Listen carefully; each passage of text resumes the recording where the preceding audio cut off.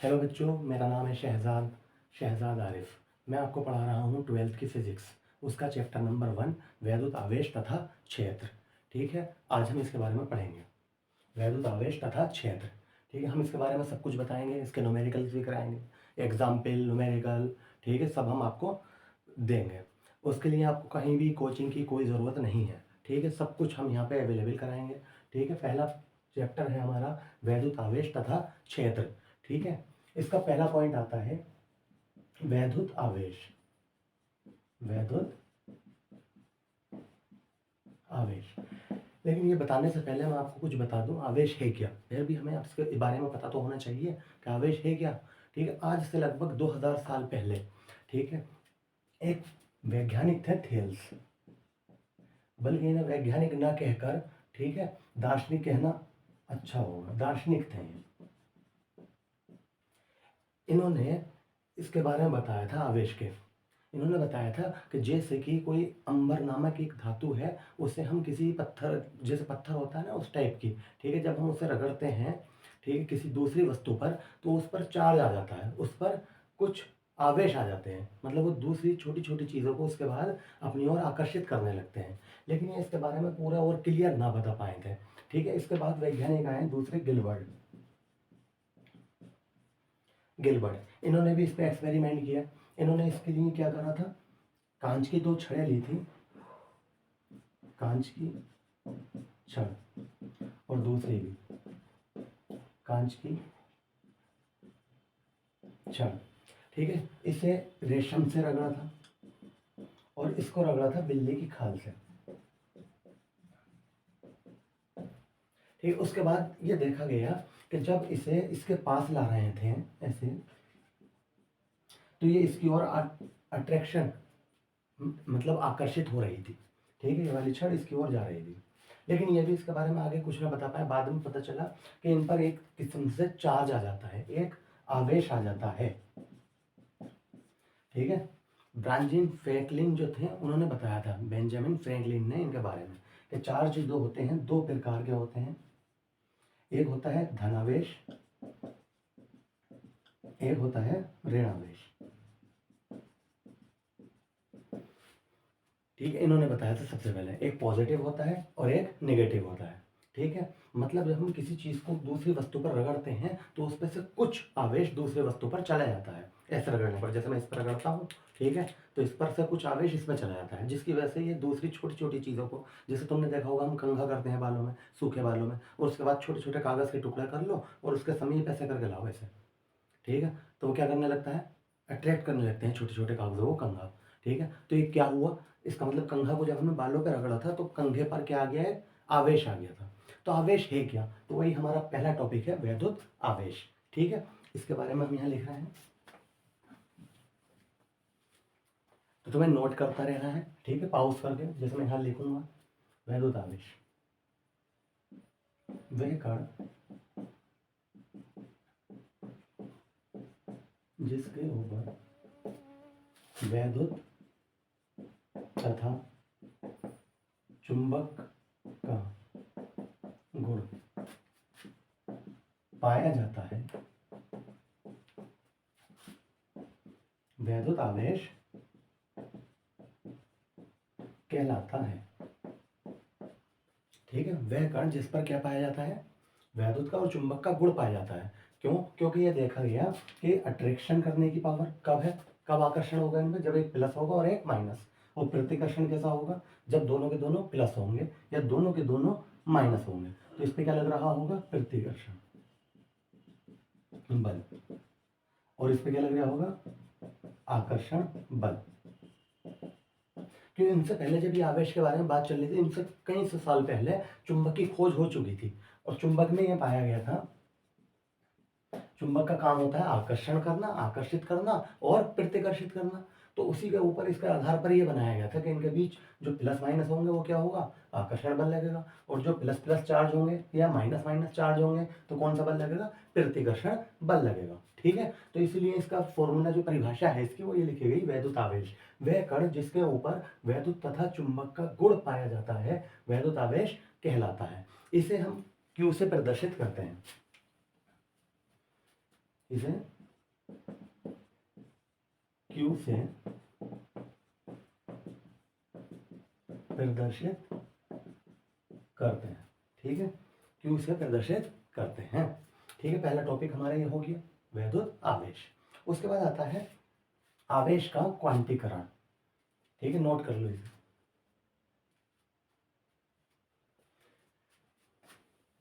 अब हम किसी वस्तु को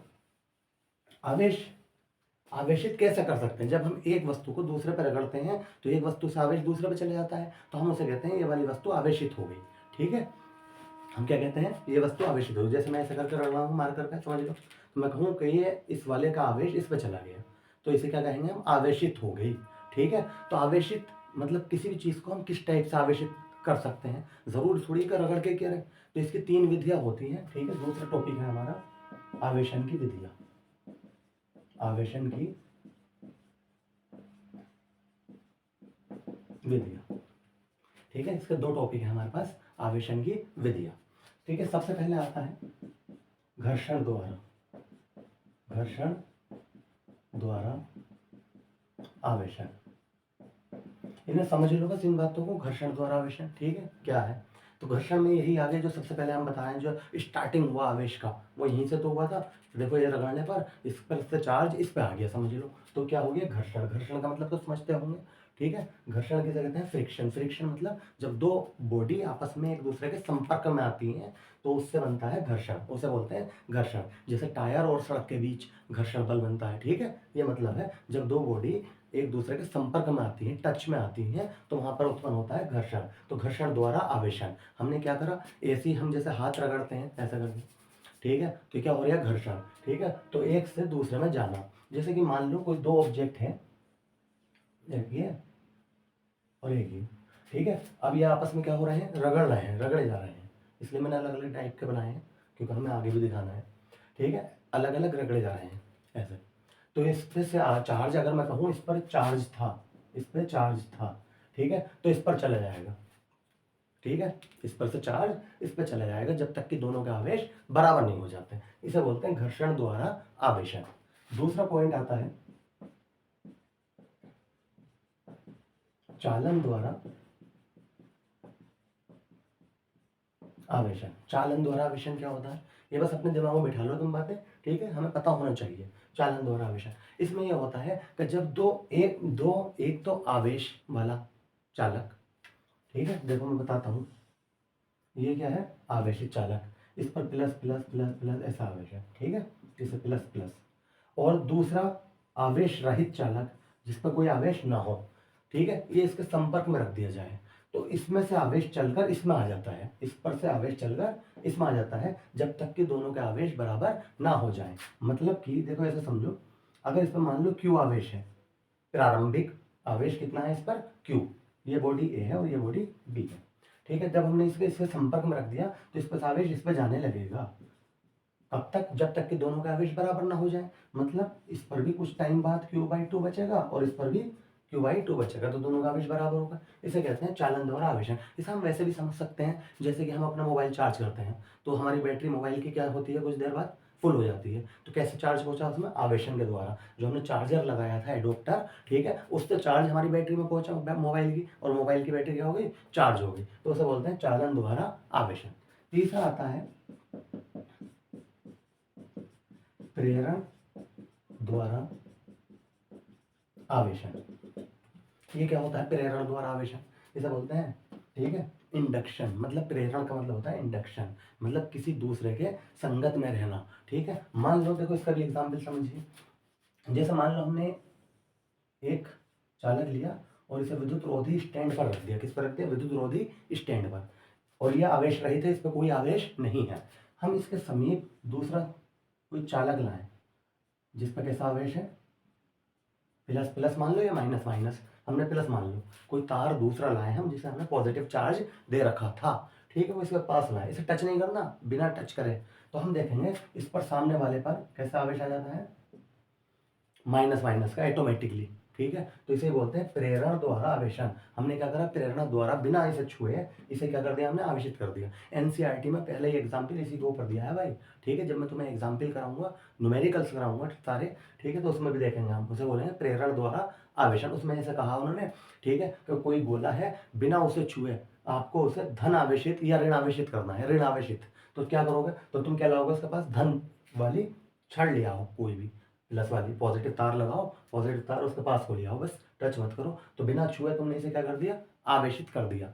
इसी प्रकार अगर वो कहे धन आवेशित लानी है, तो कैसी कैसी वाली वो ले लो, कैसे छड़, ठीक है, देखो अब कैसे, कौन सी छड़ ले ली हमने अब कैसे, माइनस वाली, माइनस चार्ज वाली। तो इस पर कैसा चार्ज आ जाएगा, कैसा आवेश आ जाएगा इस पर, पॉजिटिव।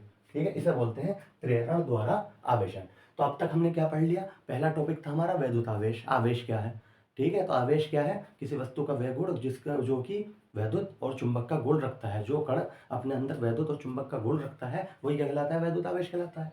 दूसरा क्या है, आवेशन की विधियां। क्या आवेश हम दे कैसे सकते हैं, किसी भी वस्तु को आवेशित कैसे कर सकते हैं, तो हम इसे 3 टाइप से आवेशित कर सकते हैं, घर्षण द्वारा, चालन द्वारा और प्रेरण द्वारा। ठीक है, नेक्स्ट टॉपिक आता है हमारा आवेश का क्वांटीकरण।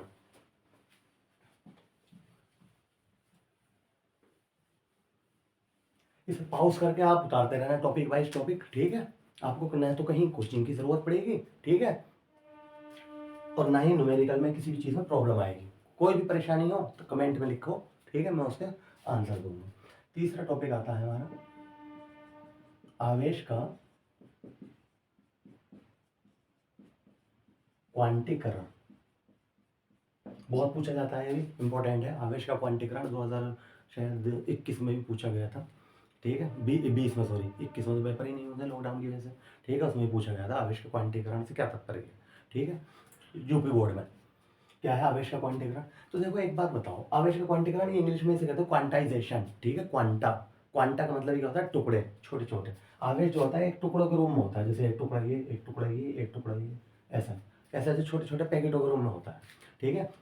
ये कहने का मतलब, इसे बोलते हैं आवेश का क्वांटीकरण। आवेश जो होता है एक, मैं लिख रहा हूं यहाँ, ठीक है, इसकी परिभाषा ये उतार लेना,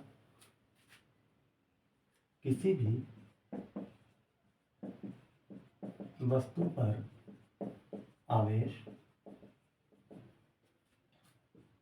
एक मूल रूप में होता है, जिसे आवेश का क्वांटीकरण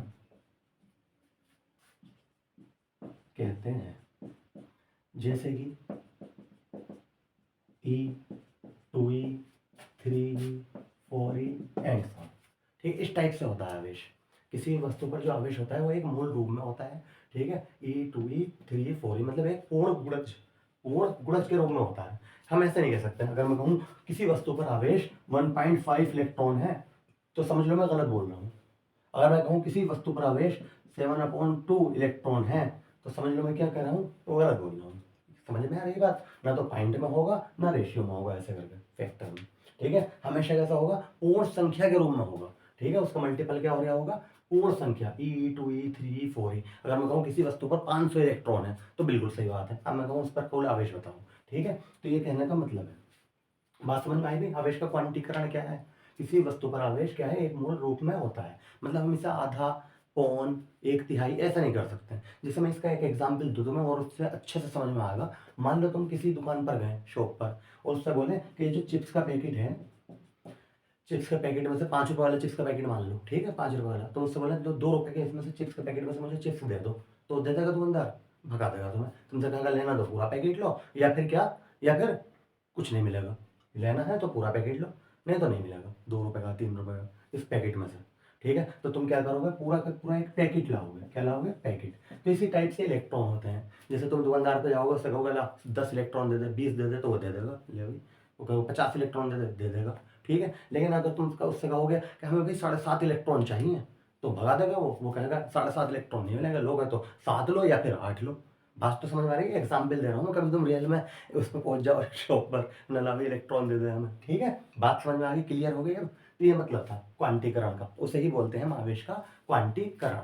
ठीक है। और इसका जो फॉर्मूला होता है ये याद रखो, बहुत इंपॉर्टेंट है फॉर्मूला जो आता है इसका, इसे हम Q इजिकल टू, जैसे किसी वस्तु पर कुल आवेश कितना है उससे हम Q से लिखते हैं, Q इजिकल टू NE, ये होता है इसका फॉर्मूला। यहाँ पर हम प्लस माइनस भी बना देते हैं, ठीक है। प्लस का मतलब होता है पॉजिटिव और एन का मतलब, माइनस का मतलब क्या होता है नेगेटिव, ठीक है। पॉजिटिव नेगेटिव, क्योंकि हमने पता अभी पढ़ा था कि आवेश दो प्रकार के होते हैं, पॉजिटिव और नेगेटिव, ठीक है, पॉजिटिव और नेगेटिव। जैसे इस पे एक एग्जांपल द्वारा समझाऊंगा तुम्हें, मैं कहूँ ये जो मेरे पास मार्कर है इसमें 500 इलेक्ट्रॉन है, इसमें 500 इलेक्ट्रॉन है। अब बताओ इस पर कुल आवेश कितना है, तो तुम पता क्या करोगे, यहाँ पर एन की वैल्यू क्या लगा दो 500, और ई की वैल्यू तुम्हें पता ही है 1.6 into 10 to the power minus 19, इसकी इससे आपस में मल्टीप्लाई कर देना, ठीक है। देखो पॉइंट से ये जीरो कट गया, जीरो, 16 पंजे 80 into 10 to the power minus 19। अगर देखो दो जीरो और भी कम करोगे तो 8 गुणा 10 की घात कितना आ जाएगी, देखो दो जीरो कम करें तो माइनस की 19 में से दो कम कर दो, माइनस की क्या बची 17, ठीक है। कूलाम, आवेश का मात्रक क्या होता है कूलाम, आवेश का मात्रक क्या होता है कूलाम। कुछ बातें तुम्हें याद भी रखनी पड़ेंगी, ठीक है, नोट कर लो भाई।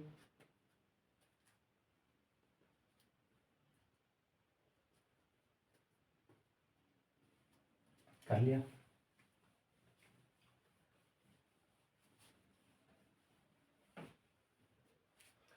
ठीक है। एक दो बातें कुछ अभी से दिमाग में डाल लो अपने, कि भाई एक इलेक्ट्रॉन पर आवेश कितना होता है 1.6 इंटू 10 की पावर माइनस 19 कूलाम। एक इलेक्ट्रॉन पर आवेश कितना होता है इतना, और इसे इसके आवेश को हम ई से ही लिख देते हैं, ठीक है। अभी जो मैंने लिखा था Q equal to N E, E equal to 1.6। जब इलेक्ट्रॉन की बात आती है तो चाहे यहाँ पर माइनस भी लगा देते हैं, ठीक है। एक प्रोटॉन पर आवेश, इसे भी हम ई से लिखते हैं क्योंकि ये भी सेम होता है, बस यहाँ पे छोटा सा p बना देते हैं, इससे बस पता चल जाएगा प्रोटॉन का आवेश की बात हो रही है। ये प्लस का होता है 1.6 गुणा 10 की घात माइनस 19 कूलाम, ठीक है। आवेश का मात्रक क्या है कूलाम। एक इलेक्ट्रॉन पर कितना आवेश होता है माइनस का 1.6 गुणा 10 की घात माइनस 19। एक प्रोटॉन पर आवेश कितना होता है प्लस 1.6 गुणा 10 की घात माइनस 19। एक और याद रख लो, आगे भी हमारे काम आएगा, ठीक है। एक एल्फा कण पर आवेश, ये अल्फा कण जो होता है ये हीलियम का नाभिक होता है, जैसे हम ये ऐसे लिखते हैं 2He4, और इस पर जो आवेश होता है ये प्रोटॉन के दुगने के बराबर होता है, प्रोटॉन के ऐसा। तो देखो अब जब हम इसका प्रोटॉन का दुगना करेंगे तो 16 दूनी 32, 2 से मतलब गुणा करेंगे तो कितना आ जाएगा 3.2 गुणा 10 की घात माइनस 19 कूलाम। जो भी बच्चा 12th की फिजिक्स पढ़ रहा है उसे ये बातें रटी हुई होनी चाहिए कि एक इलेक्ट्रॉन पर चार्ज कितना है, एक प्रोटॉन पर कितना है, और एक एल्फा कण पर कितना होता है, ये बातें रटी हुई होनी चाहिए। इलेक्ट्रॉन पर माइनस का होता है 1.6 गुणा 10 की घात माइनस 19, प्रोटॉन पर प्लस का होता है 1.6 गुणा 10 की घात माइनस 19, और एल्फा कण पर कितना होता है 3.2 गुणा 10 की घात माइनस 19, ये भी प्लस का होता है, ठीक है। जो प्रोटॉन का दुगुना होता है प्लस का होता है, ये बात है।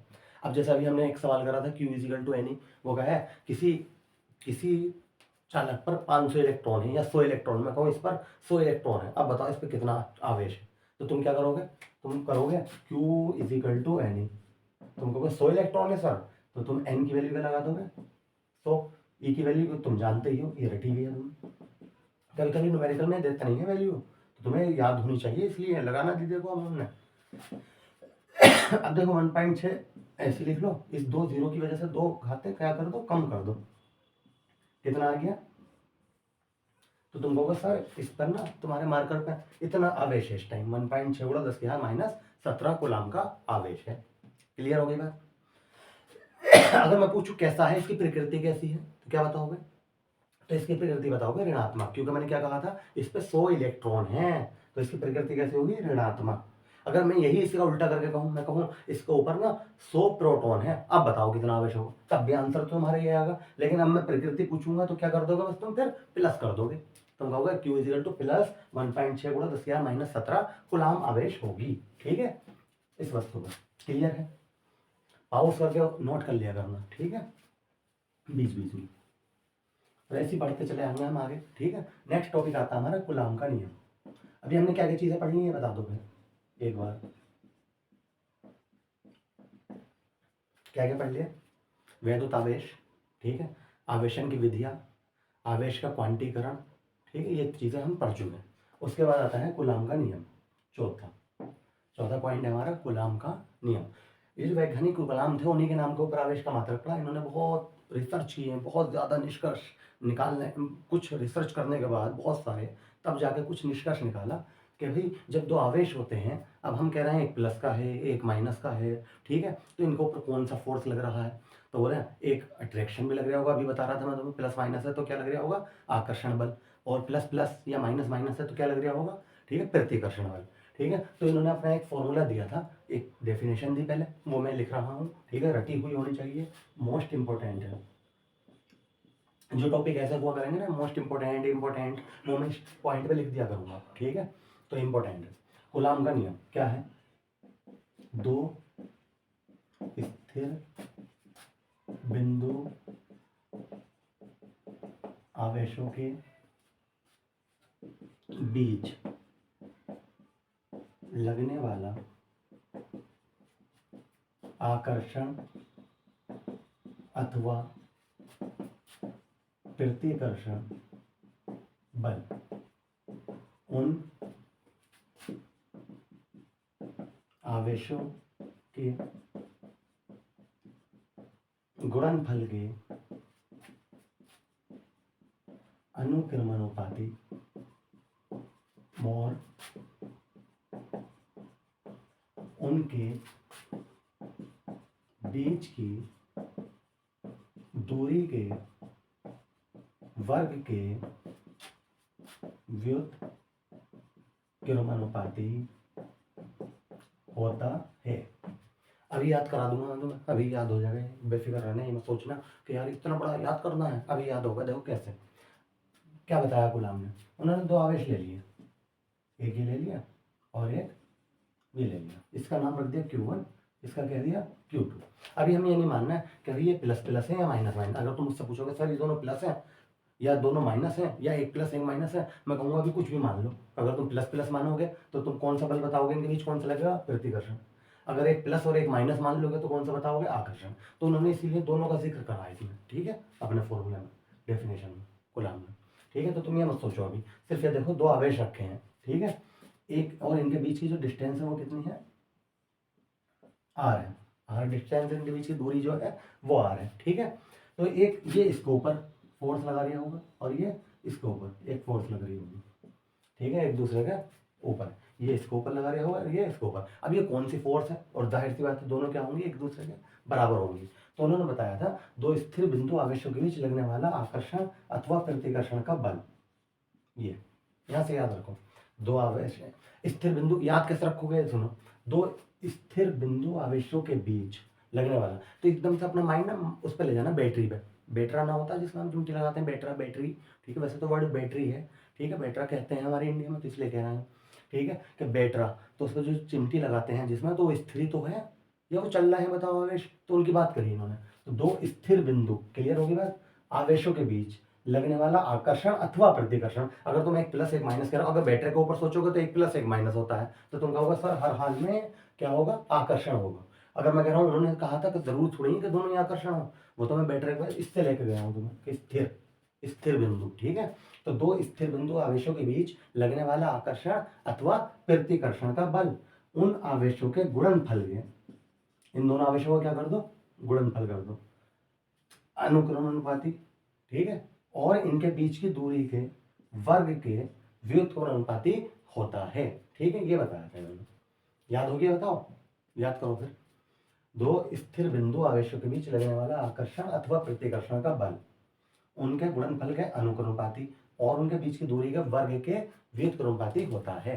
ये बात हम यहाँ भी लिख देते हैं, ठीक है, न्यू लाइन में, न्यू लाइन से लिखोगे, ये डेफिनेशन हो गई पूरी, ठीक है। ये लिखोगे यदि दो आवेश Q1 व Q2 एक दूसरे से r दूरी पर रखे हों तब उनके बीच वैद्युत बल। अब ये भी सुनो भाई, आगे से हम जितने भी पॉइंट करेंगे आगे, तो हम बार बार ये नहीं कहेंगे इसमें का आकर्षण अथवा प्रतिकर्षण, ठीक है, आकर्षण अथवा प्रतिकर्षण। हम क्या इस्तेमाल करेंगे, किस बात का इस्तेमाल करेंगे, वैद्युत बल। ठीक है, जैसे मैं वैद्युत बल कहूँ एकदम समझ जाना, अच्छा कूलाम के नियम की बात हो रही, वैद्युत बल बोलते हैं इधर। ठीक है, वैद्युत बल, क्योंकि वैद्युत की बातें हो रही, प्लस माइनस दो आवेश हैं, ठीक है, तो उनकी बातें हो रही हैं। तो एफ अनुक्रमाती Q1 Q2 upon are square. आगे बढ़े, करें आगे। ठीक है, सुनो, जब हम ये अनुक्रमाती का साइन हटाते हैं तो ये कोष्टेंट आ जाता है के। पता होगा तुम्हें पहले से, फिजिक्स हो या कोई सी भी सब्जेक्ट हो, जब भी हम अनुक्रमाती का इस वाले का समानुपाती का साइन हटाते हैं, चिन्ह हटाते हैं, तो ये कोष्टेंट आ जाता है के, Q1 Q2 upon are square. ठीक है, यहाँ तक बताइए। ठीक है, पॉज करके नोट कर लो। ठीक है, साफ कर दे।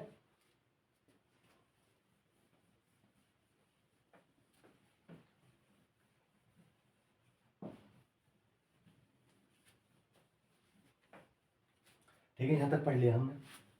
मैं ऊपर लिख देता हूँ, ठीक है, ऊपर लिख देता हूँ फिर क्यों आगे लेके चलेंगे। एफ इजिकल टू क्या है, के Q1 Q2 upon are square. ठीक है, यहाँ तक बताइए। ये जो के है, के कोस्टेंट है, इसकी वैल्यू इन्होंने बताई है। ठीक है, के की वैल्यू, के इजिकल टू 1/4 रखने पर, अभी बता रहा हूँ इसके बारे में पूरा बताऊंगा। ठीक है, क्या है ये 1/4 यहाँ एफ इजिकल टू क्या होता है, 1/4 Q1 Q2 upon are square. यही कूलाम का नियम है। ठीक है, और जहां एप्सिलॉन नॉट देख रहा हूं तो इसे बोलते हैं एप्सिलॉन नॉट। ऐसे करके देखो, मैं यहाँ पे लिख रहा हूँ एप्सिलॉन नॉट। तो जो बच्चा इसे ऐसे करके लिखते हैं, ऐसे बनाते हैं और यहाँ जीरो बना देते हैं ई की तरह। ठीक है, क्योंकि जो बच्चा पहली बार पढ़ता है उसके नजरों में ऐसा आता है यार पता नहीं क्या है एप्सिलॉन नॉट। ठीक है, मैंने इसलिए लिख दिया एप्सिलॉन नॉट। कोई भी ऐसी टॉपिक आया करो, कोई ऐसा वर्ड, तो कॉपी के हेड पे भी लिख दिया करो, चाहे याद रखने के लिए। ठीक है, यही कूलाम का नियम है। और ये एप्सिलॉन नॉट जो है ये लिख रहा हूँ मैं, जहाँ एप्सिलॉन नॉट निर्वात की विद्युतशीलता है, जहाँ एप्सिलॉन नॉट निर्वात की विद्युतशीलता है। ठीक है, अब इसके बारे में बात करेंगे हम बहुत। ठीक है, इसकी वैल्यू क्या होती है, क्यों आई है। ठीक है, जब हम न्यूमेरिकल करेंगे इस पे, तो हम इसकी के जगह पर, ठीक है, जब हम न्यूमेरिकल करेंगे Q1 Q2 और R की वैल्यू देगा, तो हम इसकी जगह पर 1/4 कह दो या के कह दो, के की जगह तो आया है, हम 9 गुणा 10 के यहाँ 9 भी रख लेते हैं। और 1/4 बराबर क्या होता है, 9 गुणा 10 की घात 9। तो F इजिकल टू 9 गुणा 10 की घात 9 Q1 Q2 upon are square. ये मैं आगे न्यूमेरिकल की वजह से बता रहा हूँ। न्यूमेरिकल जब हम करेंगे तो न्यूमेरिकल में हम ऐसे वैल्यू लगा देंगे इसकी। ठीक, अब तुम कहोगे ये आई कहाँ से, क्यों आई।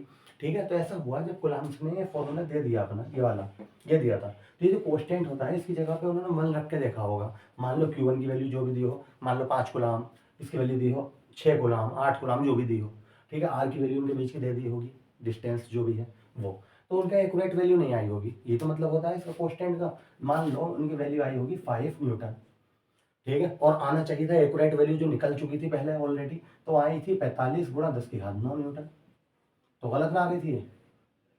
ठीक है, मान लो फिर उन्होंने यार वो परेशान हो गए यार ये हो क्या रहा, फिर उन्होंने आवेश बदल बदल के देखे। ठीक है, उनके बीच की दूरी चेंज करके देखी, तो उनकी वैल्यू आ गई जैसे मान लो 9 न्यूटन। और जबकि उसकी वैल्यू आनी थी, जो आवेश लगाए थे उन्होंने, उनके बीच की दूरी ली थी, उसके बीच की दूरी आनी थी, उनके बीच का जो बल था उसका वैल्यू आनी थी 81 गुणा 10 की घात 9 न्यूटन। तब उन्होंने एक चीज देखी यार, एक चीज कॉमन है। मान लो एक और एग्जाम्पल सुनो, मान लो उनकी वैल्यू आ गई, 3 न्यूटन। ठीक है, और जबकि उसकी एक्यूरेट वैल्यू आनी थी, ठीक है, 27 कह दो, है ना, 27 गुणा 10 की घात 9 न्यूटन। तो उन्होंने कहा यार एक चीज कॉमन है, अगर मैं इसे 9 गुणा 10 की घात 9 से गुणा कर दूं तो हमारा आंसर बिल्कुल सही आ रहा है, 9 पंजे 45, 10 की घात 9। अगर मैं इसे 9 गुणा 10 की घात 9 से गुणा कर दूं तो 9 9 81, 10 की घात 9, आंसर बिल्कुल सही। अगर मैं इसे 9 गुणा 10 की घात 9 से गुणा कर दूं तो 9 3 27, 10 की घात 9, आंसर बिल्कुल सही। तो उन्होंने सोचा कि अगर मैं एक्यूरेट वैल्यू आ जाएगी मेरी, अगर मैं 9 गुणा 10 की घात 9 से गुणा कर दूं, तो इस के की वैल्यू क्या लिख दी इन्होंने, 9 गुणा 10 की घात 9 यूं आई है। ठीक है, इसे इसलिए कांस्टेंट बोलते हैं। ये तो ये रहेगी फिक्स है तो। ठीक है। जब भी तुम Q1 Q2 की वैल्यू लगाओगे, उनके बीच की दूरी लगाओगे, और अगर तुम देखोगे आंसर कभी भी नहीं आएगा जब तक तुम 9 गुणा 10 के 9 से गुणा ना करोगे, आंसर एक्यूरेट ना आएगा। तो अब ये कोष्टेंट चल गया, ठीक है। ये बात समझ में आ गई, 9 गुणा 10 के 9 क्यों लगाए उन्होंने, इस वजह से। अभी हम इस पर ही पहुंचेंगे, निर्वात की विद्युतशीलता के क्यों लगाएगी, ठीक है। इसका भी आंसर है। हुआ क्या, अब इसके बारे में सुना है एप्सिलॉन नॉट। अब तुम कहोगे कि सर जब के की वैल्यू डायरेक्ट 9 गुणा उसके यहाँ 9 क्यों ना लगाई, ये क्यों लगा दी 1/4 पे एप्सिलॉन नॉट। तो ये बात सुनो भाई, जब उन्होंने मान लो, देखो इसकी बैटरी के बारे में सुनो, ये बैटरी थी, उसके जो दो सेल होते हैं, सेल ऐसी तो होते हैं निकले हुए जिसमें हम चिमटी लगाते हैं, वो ये है, ठीक है। इसमें और इसमें हम चिमटी लगा देते हैं प्लस माइनस, ठीक है। इन्होंने इसके बीच जब बल निकाला तो इनकी वैल्यू बिल्कुल एक्यूरेट आई इस फॉर्मूले से, ठीक है। ये खुश, लेकिन वही फोर्स इनके बीच निकाला जब, ये कायम किसमें डूबे होते हैं, तेजाब में, एसिड कुछ भी कह दो, ठीक है। तेजाब केमिकल कह दो, पानी कह दो, ठीक है, इसमें डूबे हुए होते हैं। जब इन्होंने इसके बीच वैल्यू निकाली इनके, तो इनकी वैल्यू अलग आ गई, इनकी वैल्यू वही आई जो यहाँ पे आई थी। तो यहाँ पे क्या थी इस टाइम, यहाँ पे क्या है, वायु, और यहाँ पे वायु है, यहाँ पे तो वायु नहीं है, यहाँ पे तो मीडियम है, कोई माध्यम है, क्या है कोई माध्यम। तो जबकि ये देखा गया था एक्यूरेट वैल्यू जो आई थी, जो एक्सपेरिमेंटली आई थी निकल के, कि यहाँ की वैल्यू ज्यादा आती है वायु में, और यहाँ पर जो आती है वो कम आती है, और उनकी वही आ रही थी। अब भी देखो Q1 की वैल्यू Q2 की वैल्यू लगाई अपॉन R स्क्वायर करा और ये इससे मल्टीप्लाई करी, तो जो यहाँ पे आई थी वो इनकी यहाँ पे आ रही थी, जबकि वो कुछ कम आती है, कुछ कम आती है, ठीक है। तो इसीलिए एप्सिलॉन नॉट को बोलते हैं निर्वात की विद्युतशीलता, निर्वात या वायु, वायु अथवा निर्वात की विद्युतशीलता, ठीक है। या एप्सिलॉन निर्वात की, निर्वात अथवा वायु भी कह सकते हैं यहाँ पे, अथवा वायु की, ठीक है, विद्युतशीलता है। अगर निर्वात तो जानते होंगे निर्वात किसे कहते हैं, ठीक है, जहाँ पे वायु भी ना हो, जैसे स्पेस, जब हम अंतरिक्ष में जाते हैं, ठीक है, तो वहाँ पे निर्वात होता है, ठीक है। हमारी अर्थ जो है, हमारी पृथ्वी जो है, इसके चारों तरफ क्या है, कुछ 100 किलोमीटर, 150, लगभग 150 किलोमीटर दूर तक क्या है, वायुमंडल है। इसके बाद क्या आ जाता है, निर्वात आ जाता है, ठीक है। निर्वात इसे कहते हैं, या तो वायु हो या फिर निर्वात हो, तो ये है वैल्यू।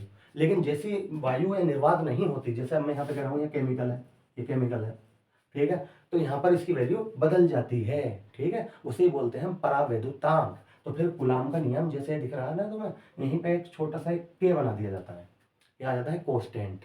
के क्या है, परावैद्युतांक। इसके बारे में बात करेंगे, अगला टॉपिक यही है हमारा, ठीक है। नोट कर लो, इसे साफ कर दें।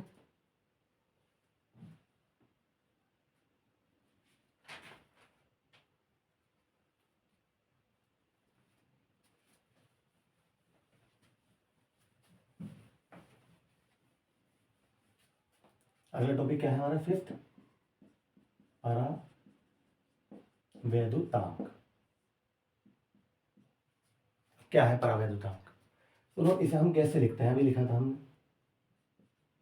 ये भी लिखवा दूंगा, है डेफिनेशन, पहले ये समझ लो, अपना आप ही लिख लोगे बल्कि तो, ठीक है। के इज इक्वल टू होता है epsilon upon epsilon not.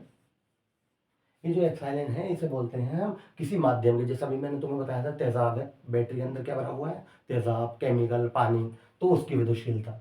Epsilon not क्या है, निर्वात की विद्युतशीलता। इन दोनों का अनुपात को ही क्या कहते हैं, हम परावैद्युतांक कहते हैं। तो इसी की परिभाषा देखो, अब यहाँ लिख दोगे, क्या हुआ एक दूसरे का अनुपात, अनुपात तो बोलते ही ना, ठीक है। तो ये बात है, लिख देंगे, ठीक है। किसी माध्यम की विद्युतशीलता एप्सिलॉन तथा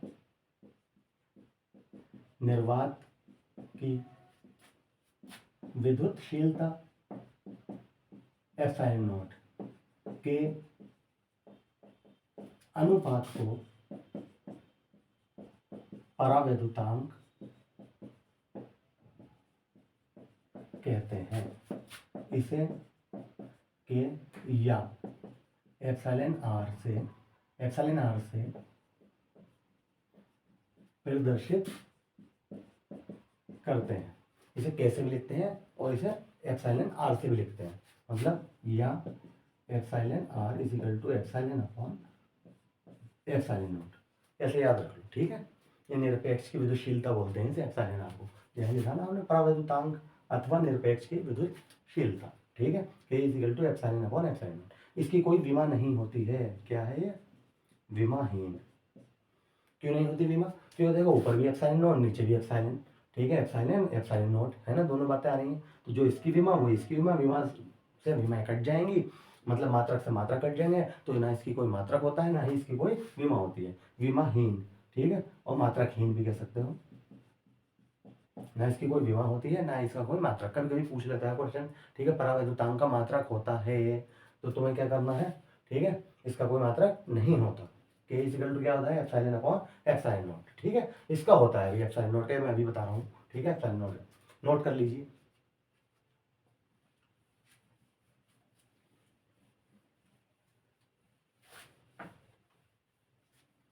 कमेंट में बताना भी कैसा लगा। ठीक है, सब कुछ समझ में आया, कोई भी बात कोई भी टॉपिक समझ में ना आया हो तो बताना। ठीक है, अब मैं एप्सिलॉन नॉट की बात कर लेता हूँ। एप्सिलॉन नॉट का मान तथा मात्रक।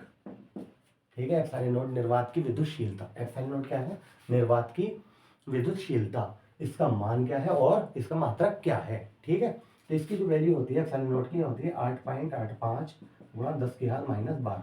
और मात्रक देखो कैसे निकालना है, देखो सुनो, जरूर सबका मात्रक रटा हुआ नहीं होता है कि एकदम याद कर रखो, 500 200 250 वैल्यू पढ़ेंगे हम फॉर्मूले फिजिक्स में, सबका याद रखोगे।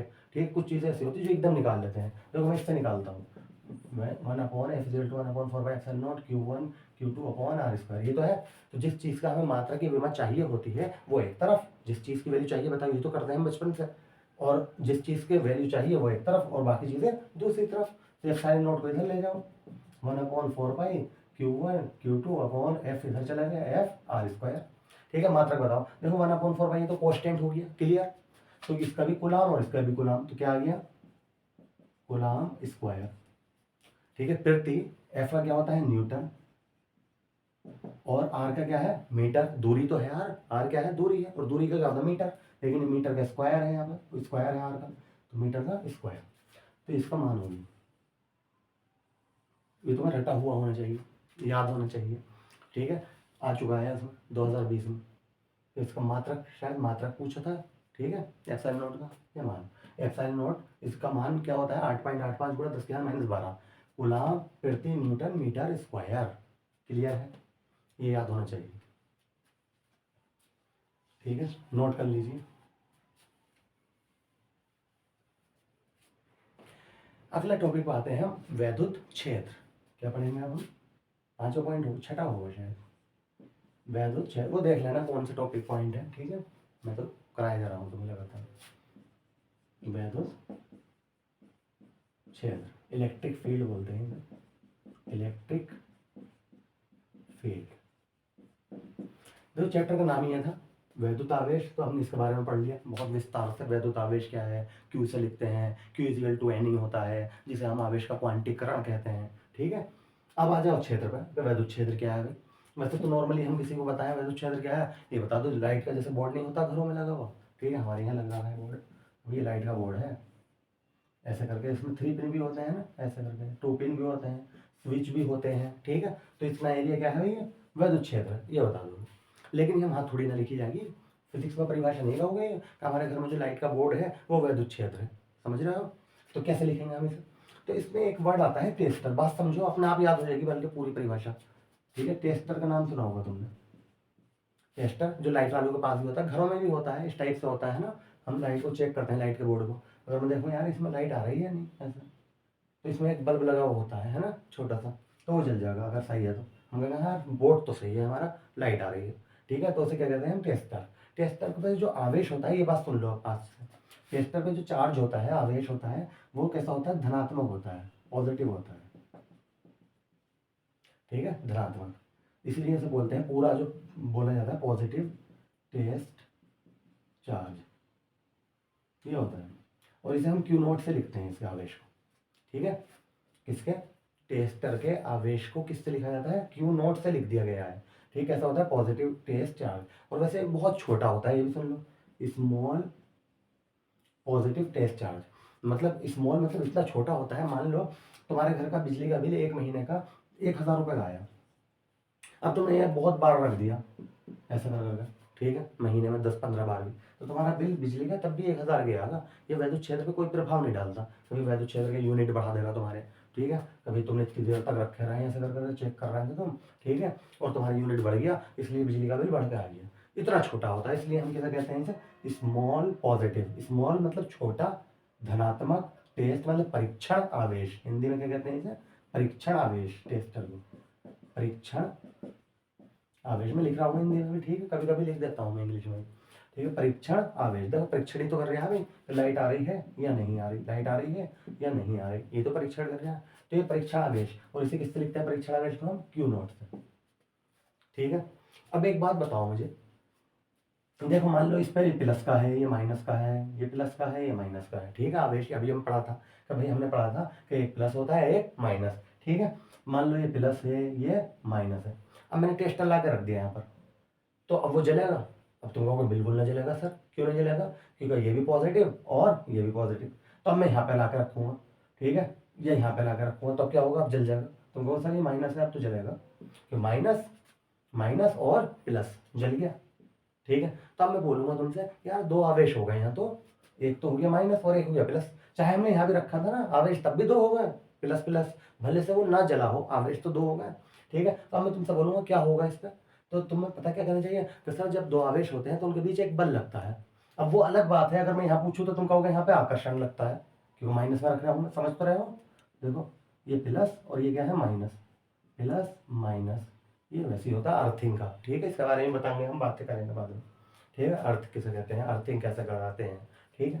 तो हमने जैसे यहाँ रखा नहीं जला, यहाँ रखा जल गया बल्ब, तो मैं तो ये बोलूँगा कि आवेश तो दो हो गए, एक इसका पॉजिटिव और इसका नेगेटिव। या यहाँ पर रखा था तब भी आवेश दो होगा, ये भी पॉजिटिव और ये भी पॉजिटिव। तो जब भी दो आवेश होते हैं, पॉजिटिव पॉजिटिव हो चाहे पॉजिटिव नेगेटिव हो, तो उनके बीच क्या लगता है, एक बल लगता है। और उस बल का नाम हमने क्या रखा था, याद आया कुछ, वैद्युत बल। क्या कहा था हमने, कैसे याद रखना है, कूलाम के नियम में आया था वैद्युत बल। तो इसका मतलब ये हुआ कि किसका अनुभव होगा हमें, वैद्युत बल का, ठीक है। तो उसी क्या बोलेंगे हम, वैद्युत क्षेत्र। एक बात बताओ, अगर ये टेस्टर मैं कहीं दीवार पर लाकर रखूँ, यही बोर्ड पे मान लो ये बोर्ड है, इस पर लाकर रख दूँ, तो वैद्युत बल का अनुभव होगा, टेस्टर जो बल्ब होगा वो जलेगा या ना भी जलेगा, वैद्युत बल का अनुभव होगा, बिल्कुल ना होगा। क्यों ना होगा, क्योंकि तुम कहोगे सर यहाँ पे लाइट से क्या मतलब, लाइट कहाँ गई है यहाँ पे बोर्ड में, ठीक है। वो तो लाइट का बोर्ड जो है वहां ला कर रखोगे तभी तो अनुभव होगा, ठीक है। तो इसका मतलब वैद्युत बल का अनुभव जहां होगा वही क्या है, इतना एरिया हमारा है, वैद्युत क्षेत्र है, ठीक है। तो इसकी परिभाषा हम ऐसे लिखते हैं, सुनो,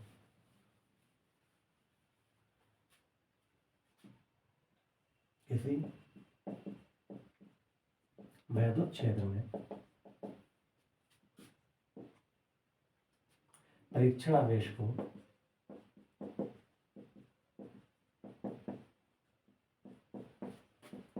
रखने पर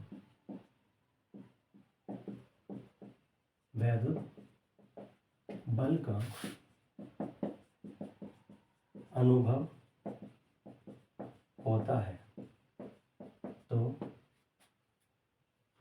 बल्कि ऐसे मत कहो इसे, ठीक है। इसकी परिभाषा ऐसे लिखो, किसी आवेश के चारों ओर का वे क्षेत्र। क्योंकि देखो एक बात सुनो, अभी जो मैं कह रहा था ना, प्लस मिला के रखा हमने या माइनस में ला के रखा, ठीक है, यहाँ ला के रखा परीक्षण आवेश का, यहाँ ला के रखा, तो किसका अनुभव हुआ हमें, बल का, ठीक है। तो किसी आवेश के चारों ओर का वे क्षेत्र, किसी आवेश के चारों ओर का वे क्षेत्र जिस पर कोई परीक्षण आवेश रखने पर हमें क्या होता है, वैद्युत बल का अनुभव होता है, क्या कहलाता है, वैद्युत क्षेत्र कहलाता है। ऐसे लिखो, ठीक है, किसी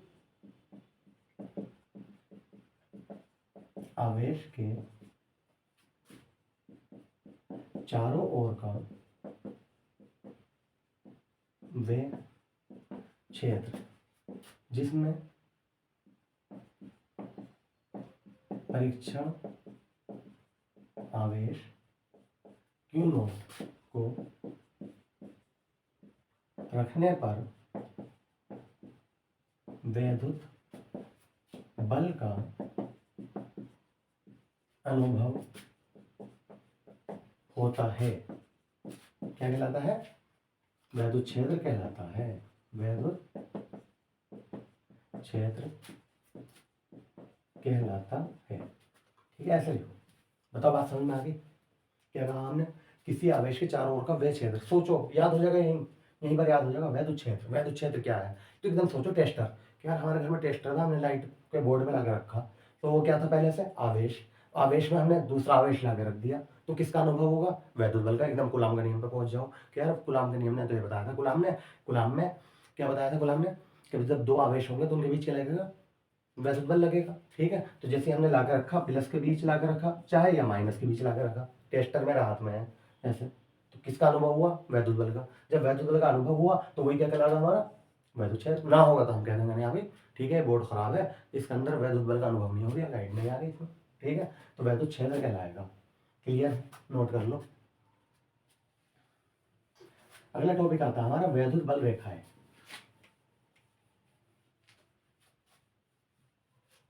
सातवां है वैद्युत बल रेखा है।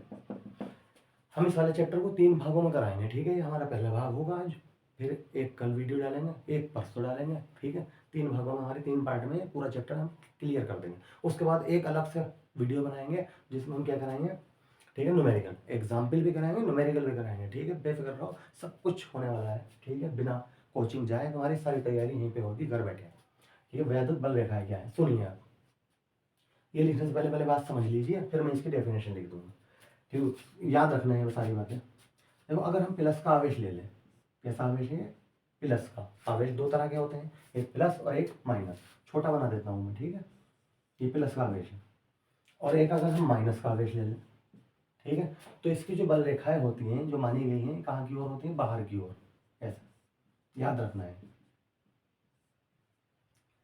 ठीक है, अगर माइनस का लोगे तो इसकी बल रेखा कहाँ की ओर होती है, अंदर की ओर।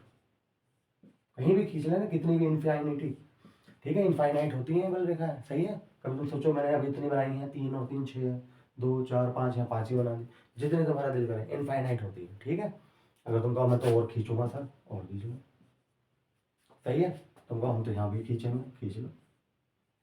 बस ये याद रख लो, प्लस की बल रेखाएं कहाँ की ओर होती हैं, बाहर की ओर, और माइनस की अंदर की ओर, बस इतना याद रख लो। ठीक है, और अगर हम प्लस माइनस बराबर बराबर में रख दे तो, प्लस माइनस बराबर बराबर में पास पास रख दें, जैसे मैग्नेट ना होती है चुंबक। ठीक है, दोनों को हमने बराबर बराबर में रख दें तो क्या होगा, तो इसकी बल रेखा किधर की ओर होती है, प्लस से माइनस की ओर, प्लस से माइनस की ओर। ठीक है, ये देख रहे हो तुम। अब मैं पूछूं तुमसे, ये और ये जो बनाई हमने, ये क्या बता रही हैं, क्या है ये, तो तुम कहोगे सर दिशा बता रही हैं। तो ठीक है, तो इसकी दिशा अंदर की ओर है, इसकी बाहर की ओर है, और इसकी क्या है, अगर हम बराबर बराबर में रखें प्लस माइनस, तो तुम कहोगे प्लस से माइनस की ओर है। क्लियर, तो ये बात हम यहाँ लिख देंगे अभी। और दूसरी बात, ये जो बल रेखाएं हम खींचते हैं, ये कैसी होती हैं, काल्पनिक रेखाएं होती हैं, रियल में थोड़ी होती है। अब तुम 2 आवेश ले लो, ठीक है, तो 2 आवेश है मेरे पास, ये एक प्लस है और एक माइनस, तो बल रेखा दिख रही है तुम्हें इधर से इधर जाते हुए, प्लस से माइनस की ओर, नहीं देख रहे, तो एक कल्पना की गई है। ठीक है, काल्पनिक रेखा है, तो वही बातें हम यहाँ पे लिख देंगे। ठीक है, ऐसा करो, वैद्युत बल रेखा है,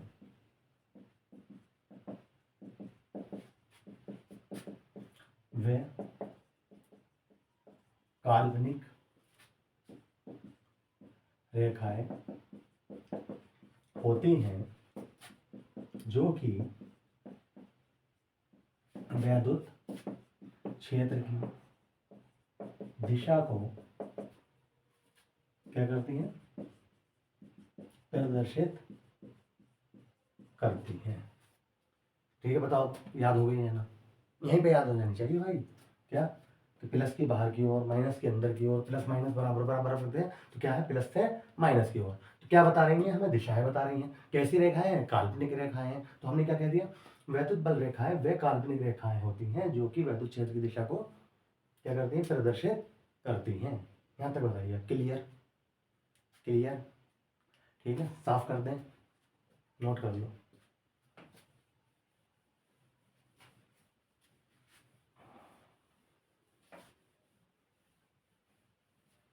ठीक है, अगला टॉपिक आता है हमारा वैद्युत क्षेत्र की तीव्रता। 8वां होगा, देख लेना, 6वां 7वां या 8वां होगा, वैद्युत क्षेत्र की तीव्रता। बस इतनी मेरी गारंटी है। ठीक है, अगर तुमने एक बार ये पूरा वीडियो देख लिया और इसी पे अमल कर लिया, ठीक है, टॉपिक वाइज लिखते रहे, ठीक है, और ये याद कर लिया, तो कहीं जाने की जरूरत नहीं है तुम्हें। ठीक है, पूरी तैयारी यहीं कराऊंगा मैं। वैद्युत क्षेत्र की तीव्रता क्या होती है, देखो सुनो, अभी हमने वैद्युत क्षेत्र पढ़ा था, वैद्युत क्षेत्र आ गया या वैद्युत क्षेत्र की तीव्रता एक ही बात होती है भैया। ठीक है, बस वो हमने डेफिनेशन दी थी वैद्युत क्षेत्र की, हमने ये बताया था वहाँ पे वैद्युत बल का अनुभव होता है, ये तो बताया था हमने। ठीक है, और किसकी वजह से हुआ था वैद्युत बल का अनुभव, तुम कहोगे परीक्षण आवेश की वजह से हुआ था। तो वो ले लो परीक्षण आवेश। इन दोनों का अनुपात को ही क्या कहते हैं हम, वैद्युत क्षेत्र की तीव्रता कहते हैं और इसे ई से प्रदर्शित करते हैं। बताओ याद हो गया? ये डेफिनेशन हम यहाँ पे लिखने वाले हैं। ठीक है, ये बताओ कब हुआ था वैद्युत बल का अनुभव? जब हमने वैद्युत क्षेत्र में टेस्टर को लाके रखा था। टेस्टर क्या था? परीक्षण आवेश क्यू नॉट। तो उस पर क्या किस चीज का अनुभव हुआ था हमें? वैद्युत बल का। तो वैद्युत बल और परीक्षण आवेश के अनुपात को ही क्या कहते हैं? वैद्युत क्षेत्र की तीव्रता कहते हैं। क्लियर? लिख दें, ये बात ध्यान रखें। जब किसी परीक्षण आवेश को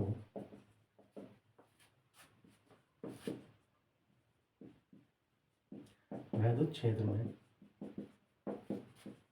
रखा जाता है तब वैद्युत बल F तथा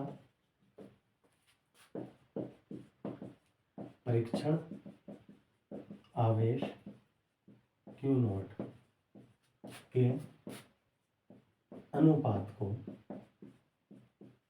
वैद्युत क्षेत्र की तीव्रता कहते हैं। इसे ई से प्रदर्शित करते हैं। बताइए भाई, ठीक है? किससे लिखते हैं वैद्युत क्षेत्र की तीव्रता को? ई से। जब हमने परीक्षण आवेश वैद्युत क्षेत्र में लाकर रख दिया तो वैद्युत बल और परीक्षण आवेश के अनुपात को वैद्युत क्षेत्र की तीव्रता कहते हैं। इसे ई से प्रदर्शित करते हैं। अगर मैं इसका मात्रक पूछूं तो तुम कहोगे इसका मात्रक सर न्यूटन होता है और आवेश का मात्रक अभी बताया था कूलाम होता है। तो इसका मात्रक क्या हो गया? न्यूटन प्रति कूलाम। क्लियर? न्यूटन प्रति कूलाम कैसी राशि है, इस पर भी ध्यान देना भाई। ठीक है, इसी पर कहानी चलेगी आगे हमारी। वैद्युत क्षेत्र की तीव्रता कैसी राशि है? सदिश राशि है। इसका भी मैं तुम्हें एक फॉर्मूला बता दूंगा किसी अलग वीडियो में। ठीक है, अगर तुम कमेंट करोगे। ठीक है, क्या भाई हम सदिश और अदिश राशियों को कैसे पहचानते हैं? ठीक है, वैसे तुम्हें तीसरे जब चैप्टर चलेगा ना हमारा तीसरा चैप्टर, ठीक है, वैद्युत आवेश, वो वैद्युत विभव वाला, स्थिर वैद्युत विभव तथा धारिता। ठीक है, नेक्स्ट चैप्टर इससे अगला, उसमें मैं तुम्हें बता दूंगा एक ट्रिक। ठीक है, कोई सा भी फॉर्मूला देखकर तुम ये बता दोगे कि ये अदिश राशि है या सदिश। ठीक है, उस फॉर्मूले को देखकर, जैसे अब मैं कह रहा हूँ ये कैसी राशि है? सदिश। तो मुझे कैसे पता चला? तो वो हम, इसकी भी एक ट्रिक है, वो सिखाऊंगे हम तुम्हें, लेकिन नेक्स्ट चैप्टर में। क्योंकि जब हम वहाँ पे वैद्युत विभव पढ़ेंगे तो वैद्युत विभव तो वहाँ हम कहेंगे अदिश राशि है, तब तुम कहोगे सर अभी तीव्रता क्या कहता है? सदिश है, विभव आया तो अदिश, ऐसा क्यों? तब मैं तुम्हें उसका फॉर्मूला सिखा दूंगा। ठीक है, कैसे पहचान होती है, हमें कैसा पता चल जाता है फॉर्मूला देखकर ही कि ये सदिश है या अदिश। तो ये बाहर आना, तो हम इस पर लिख रहे हैं ये कैसी राशि है? ये एक सदिश राशि। कभी कभी इसकी विमा भी पूछ लेता है। ठीक है, तो इसकी विमा भी आनी चाहिए तुमसे लिखनी। ठीक है, इसकी विमा जो होती है, क्या होती है इसकी विमा? ई की विमा। तो देखो एफ की विमा लिख दो ML_T-2 और इसकी लिख दो क्यू की AT। ठीक है, विमाएं अपॉन में नहीं लिखी जाती है ना, ये तो पता होगा, 11th के चैप्टर है यार। अब कभी तुम्हें लग रहा हो यार विमा कहाँ से आ गई, अगर तुमने 11th की फिजिक्स नहीं पढ़ी है तो तुम्हारे लिए नई बात आ जाएगी कि ई की विमा। ठीक है, तो अगर तुम कहोगे कमेंट में बार बार, ठीक है, लिखोगे कि सर हमें विमा समझा दीजिए, तो मैं अलग से एक वीडियो उसकी बना दूंगा विमाओं की। ठीक है, डायमेंशन की। तो 12 अभी तो इतना ही समझो, AT को मैं ऊपर ले जाऊंगा तो ML_T जब ऊपर जाएगा तो माइनस का 1 हो जाएगा, और माइनस का 2 ऑलरेडी है, तो माइनस का कितना हो गया? 3, और ये ऊपर जाएगा तो क्या होगा? A-1। ये होती है इसकी विमा। हाँ भी बताइए, वैद्युत क्षेत्र की तीव्रता समझ में आ गई? वैद्युत क्षेत्र की तीव्रता क्या है? जब किसी परीक्षण आवेश को वैद्युत क्षेत्र में रखा जाता है तब वैद्युत बल F तथा परीक्षण आवेश Q नॉट के अनुपात को वैद्युत क्षेत्र की तीव्रता कहते हैं। इसे ई से प्रदर्शित करते हैं। E equal to F/Q naught. इसका मात्रक क्या हो गया? न्यूटन प्रति कूलम। कैसी राशि है ये? एक सदिश राशि है। ठीक है, ए की विमा क्या होगी? ये है। नेक्स्ट टॉपिक आता है हमारा वैद्युत क्षेत्र की तीव्रता के ऊपर ही है, किसी बिंदु आवेश के कारण वैद्युत क्षेत्र की तीव्रता। ठीक है, नेक्स्ट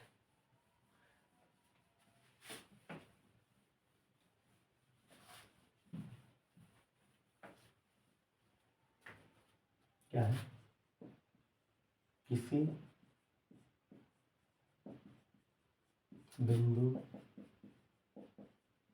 आवेश के कारण वैद्युत क्षेत्र की तीव्रता। इम्पोर्टेंट है भाई, इम्पोर्टेंट, मोस्ट इम्पोर्टेंट, ये मैं लिख दिया करूँगा, ठीक है। जितने भी टॉपिक होंगे उन पे ज़्यादा ध्यान दिया करो। वैसे तो सभी पढ़ना भैया फिजिक्स, जब तुम्हें अच्छे नंबर लाने हैं अगर, ठीक है, 90+ तो पूरी फिजिक्स पढ़नी पड़ेगी बेहतरीन कर। किसी बिंदु आवेश के कारण वैद्युत क्षेत्र की तीव्रता। मान लो, देखो इसे पहले समझो, मैं लिखवाऊंगा सब कुछ लिखूंगा, पहले समझो। मान लो कोई बिंदु आवेश ये है प्लस क्यू, ये मान लो, ठीक है। जहाँ तक हम जो अपनी तरफ से मानते हैं ना, क्यू प्लस का मान लेते हैं, ठीक है। नहीं तो फॉर्मूले में माइनस आ जाता है, ये रीजन होता है। अभी तुम कहो कि सर यहाँ माइनस नहीं मान सकते, हाँ भी क्यों नहीं मान सकता, मान लो, ठीक है। लेकिन प्लस मान लिया था, प्लस में क्यों क्या होता है, लगाओ या मत लगाओ फिर फॉर्मूले में प्लस। लेकिन अगर माइनस आता है तो फिर लगाना पड़ेगा, तो फॉर्मूला अच्छा है लगता है माइनस में आया हुआ, ठीक है। इस वजह से प्लस मान लेते हैं। क्लियर। मान लिया कि हमने प्लस क्यू आवेश है, प्लस क्यू बिंदु ओ पर रखा है। क्लियर। बिंदु ओ से कोई आर डिस्टेंस पर, आर दूरी पर कोई बिंदु क्या है, पी है। इस पर हमें वैद्युत क्षेत्र की तीव्रता ज्ञात करनी है। क्लियर है बात। ये मतलब था इसका, किसी बिंदु आवेश के कारण वैद्युत क्षेत्र की तीव्रता। हमने तुम्हें एक बिंदु आवेश दे दिया क्यू, हम तुमसे बोले कि इसके कारण मुझे तीव्रता बताओ, इसकी वजह से, ठीक है। तो तुम बोले इसके कारण तीव्रता सर अभी निकालना है, तो ये बात पहले यहाँ पे लिख दिया। फिजिक्स में ये बहुत अच्छी बात है, फिजिक्स में, ठीक है, जो टॉपिक देता है ना, जैसे दिया है तो उसी ऊपर अपने पास से थोड़ी सी परिभाषा बना दो। देखो मैं ये लिख रहा हूँ, माना कि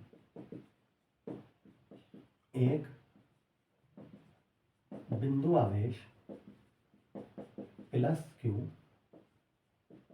किसी बिंदु ओ पर रखा है, ठीक है। इससे आर दूरी पर कोई बिंदु पी है, जिस पर हमें वैद्युत क्षेत्र की तीव्रता ज्ञात करनी है। बताओ बात समझ में आ गई? बताओ, लिख दो अभी डेफिनेशन। क्या करा हमने, माने कोई बिंदु आवेश प्लस क्यू किसी बिंदु ओ पर रखा है, इससे आर दूरी पर कोई बिंदु पी है, जिस पर हमें वैद्युत क्षेत्र की तीव्रता ज्ञात करनी है। बताओ क्लियर है। अब तुम कहोगे सर तीव्रता निकालनी है, अभी तक तो हमने तीव्रता के बारे में, ये बताओ क्या जानते हो तुम तीव्रता के बारे में। तो तुम कहोगे सर हम तो तीव्रता के बारे में ये जानते हैं बस, तीव्रता जो है वो तो एफ पर डिपेंड करती है, ये जानते हैं हम तो, ठीक है। अब तुम कहोगे सर एफ कहाँ से लाऊं, कहाँ से लाएं, तो मैं तुमसे कहूंगा एफ, ये बताओ एफ किस चीज़ पे डिपेंड करता है। तो तुम कहोगे एफ दो आवेशों पर डिपेंड करता है। अभी कूलम का नियम याद आ गया होगा एकदम, F is equal to 1/4 pi epsilon naught Q1 Q2 upon are square. तुम कहोगे बल जो है वो किस पर डिपेंड कर रहा है, बल जो है किस पर डिपेंड कर रहा है, दो आवेशों पर। तो तुम कहोगे सर यहाँ पे तो एक ही आवेश है, अब क्या करें। तो पता तुम्हारे दिमाग में एकदम कहाँ जाना चाहिए, टेस्टर पे। टेस्टर मतलब परीक्षण आवेश, परीक्षण आवेश पर। वो इतना छोटा होता है, हम कहीं भी रख दें तो कोई फर्क नहीं पड़ता। याद है ये वाली बात अभी कही थी मैंने, ठीक है। इतना छोटा होता है, जब हमारा दिल करता है हम कहीं भी टच करा देते हैं वैद्युत क्षेत्र में, और उससे वैद्युत क्षेत्र में कोई प्रभाव में नहीं पड़ता। क्लियर है। तो तुम कहोगे सर ऐसा काम करो तो परीक्षण आवेश लाओ टेस्टर और यहाँ ला कर रख दो। जैसे तुम यहाँ ला कर रखोगे तो परीक्षण आवेश जैसे यहाँ ला कर रखा तो क्या हो गया इसका मान, वैल्यू यहाँ पे बिंदु पी पर Q0। तो जैसे ही तुमने यहाँ ला कर रखा तो तुम्हें दो आवेश दिखने लगे, उनके बीच की दूरी दिखाई देने लगी, तो तुम कहोगे सर वैद्युत बल निकाल लो। और जब वैद्युत बल निकल जाएगा तो हम कहाँ रख देंगे, यहाँ पर। लो आ गया ये आंसर। क्लियर। शुरू करें, देखते हैं। तो अब ये बात जो हमने यहाँ पे तुम्हें समझाई है ना, Q0 यहाँ रख दिया, वो बात यहाँ थ्योरी में भी मेंशन कर दो, ठीक है। क्या लिख दो, यदि परीक्षण आवेश Q0 को बिंदु P पर रख दिया जाता है तब वैद्युत बल। क्लियर। जैसे हमने यहाँ परीक्षण आवेश रखा तो इनके बीच क्या बना, वैद्युत बल, ठीक है। कूलम का नियम याद आ गया, तो यह बाद में करेंगे है ना व्यवहार नहीं, ठीक है। तो तुम कहोगे सर वैद्युत बल तो ये होगा 1/4 pi epsilon naught Q1 Q2 upon are square. तो मैं तुमसे कहूँगा Q1 की जगह पर Q है, Q2 की जगह पर Q0 है, अपॉन में आर की जगह पर आ रही है। ये बताइए बात समझ में आ गई है नहीं, वैद्युत बल, ठीक है। F is equal to 1/4 pi epsilon naught Q0 upon are square. हमें निकालना क्या है फिर ये बताओ। तुम कहोगे हमें तो वैद्युत क्षेत्र की तीव्रता निकालनी है, तो हम फिर ये लिखेंगे, यदि वैद्युत क्षेत्र की तीव्रता ई हो तब, मतलब ठीक है, वैद्युत क्षेत्र की तीव्रता ई हो तब, तो तुम कहोगे, देखो इधर करा देता हूँ, ई इज इक्वल टू, क्या पढ़ा था भाई हमने, एफ अपॉन क्यू नॉट, ठीक है। तो एफ की वैल्यू क्या आएगी भाई, ये यहाँ रख दो, E is equal to 1/4 pi q naught upon are square. किसकी वैल्यू लगा दी हमने, एफ की, अपॉन बटे का निशान लगाओ, अपॉन में क्या है, क्यू नॉट से क्यू नॉट कैंसिल, तो ई इज इक्वल टू क्या आ गया हमारा, 1/4 pi Q upon are square. ठीक है, समझ रहा है, ठीक है, क्लियर। मैं इधर लिख देता हूँ, है ना, बोर्ड, थोड़ा बोर्ड में ना दिक्कत सी है, यहाँ लिख रहा हूँ, क्या आया हमारा, E is equal to 1/4 pi Q upon are square. मात्रक क्या बताया था हमने इसका, न्यूटन प्रति कूलम, ऐसे लिख दिया करो न्यूटन प्रति कूलम को, ठीक है, N/C, ठीक है, न्यूटन प्रति कूलम। अब बताइए समझ में आया या नहीं, क्या कहा हमने, किसी बिंदु आवेश के कारण वैद्युत क्षेत्र की तीव्रता, तो हमने एक बिंदु आवेश ले लिया प्लस क्यू, बिंदु O पर राग ला कर रख दिया, बिंदु O से R दूरी पर क्या ले लिया, एक बिंदु P ले लिया, जिसमें हमें तीव्रता निकालनी थी। लेकिन हमारे पास, हमें तीव्रता निकालने के लिए हमें सिर्फ यही फॉर्मूला पता था कि E बराबर एफ अपॉन क्यू नॉट, हमें एफ पता नहीं, क्योंकि एफ किस पे डिपेंड करता है, दो आवेशों पे, तो हमें एक ही आवेश दिया था, लिखा हुआ ना किसी, कभी कभी ये पेपर में एक आ जाता है, यहाँ पे एक बिंदु आवेश के कारण, एक कल आ जाता है, एक कल बिंदु आवेश के कारण, एक ही बात है, ठीक है, एक। तो अब हमने उसके लिए क्या करा, हम एकदम टेस्टर पर ध्यान गया कि यार टेस्टर ला के रख दो, वो छोटा सा होता है, उस पर कोई प्रभाव भी नहीं पड़ता। जैसे टेस्टर ला के रखा तो हमें कितना आवेश दिखाई देने लगे, दो। जैसे दो आवेश दिखाई देने लगे तो हमने इनके बीच क्या निकाल लिया, वैद्युत बल। जब वैद्युत बल निकाल लिया तो तीव्रता का हमें फॉर्मूला पता ही था, E equal to F upon Q not. तो ई बराबर एफ की वैल्यू लगाई, क्यू नॉट से क्यू नॉट कैंसिल, तो ई बराबर क्या आ गया, 1/4 pi Q upon are square. Important है भैया फॉर्मूला, ठीक है, याद रखना, न्यूमेरिकल भी आएंगे इसमें, ठीक है, और यह खुद भी आ सकता है, इंपॉर्टेंट है, ठीक है। वैद्युत क्षेत्र, किसी वैद्युत क्षेत्र की तीव्रता किसी बिंदु आवेश के कारण। आज का सेशन हम यहीं पे अपना समाप्त करते हैं, ठीक है। कल दूसरा भाग में हम इसका आगे के टॉपिक पढ़ेंगे, और फिर तीसरे भाग में हम इसे कंप्लीट कर देंगे। Okay, thank you.